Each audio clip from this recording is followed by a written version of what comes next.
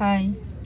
எனக்கு தெரிஞ்ச ஒரு பொண்ணு என்ன செய்யும், அவங்க பசங்க "ஏம்மா வாம்மா சினிமாவுக்கு போகலாம், வாம்மா பீச்சுக்கு போகலாம்" அப்படி சொல்லிட்டு கூப்பிடும். வேணாம் அவங்க இருந்துக்கிட்டு நான் வரலை அப்படி சொல்லுவாங்க. அது என்கிட்ட சொல்லுவாங்க. அப்போ நான் சொல்லுவேன், பசங்க கூப்பிடக்குள்ளேயே நீ போய்க்கோ. ஒரு மனைவின்னு வந்துட்ட பிற்பாடு அவங்கள மனைவியை கூப்பிட்டு போய் சந்தோஷப்படுத்த தான் பசங்க பார்ப்பாங்களே ஒழிஞ்சு பெற்றவங்கள கூப்பிட்டு போய் சந்தோஷப்படுத்த மாட்டாங்க.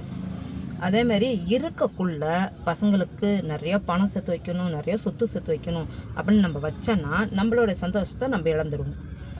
நம்ம சந்தோஷத்தை நம்ம இழக்காமல் இருக்கணும். பசங்களுக்கு நல்ல படிப்பை கொடுக்கணும், நல்ல ஒழுக்கத்தை கொடுக்கணும்.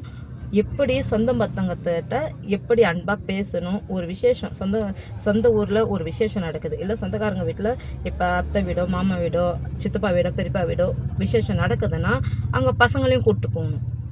இப்போல்லாம் யார் என்ன திறமை பண்ணுறாங்க, புருஷன் பொண்டாட்டி 2 பேர் மட்டும்தான் போகிறாங்கன்னு வச்சு பிள்ளைங்களை விட்டுறாங்க. அதனால் பசங்களை கூப்பிட்டு போங்க விசேஷத்துக்கு. பணம் காசு தான் சேர்த்து வச்சாதான் பிள்ளைங்க நம்மளை பார்ப்பாங்க அப்படின்னு சொல்லி தப்பாக நினச்சிக்காதீங்க. பணம் காசை அவங்க சேர்த்துக்குவாங்க. இப்போ எப்படி நம்ம பணம் காசை சேர்த்து வச்சு நம்ம பார்த்துக்கிட்டு பிள்ளைங்கள பார்த்துக்கிறோமோ அதே போல் தான் அவங்க சம்பாரித்தா அவங்க பிள்ளைங்கள தான் பார்த்துக்கோங்க வந்து நம்மளை பார்த்துக்க மாட்டாங்க. அதனால் தயவு செய்து நம்ம சந்தோஷத்தை எந்த காரணத்துக்கு கொண்டு இழந்துடக்கூடாது. இப்போ எங்கள் மாமியார் மாமனாரெலாம் எங்களுக்கு சொத்து கொடுக்கல, நாங்கள் சம்பாரித்து நாங்கள் தான் எங்களை பார்த்துக்கிட்டோம், அவங்களையும் பார்த்துக்கிட்டோம்.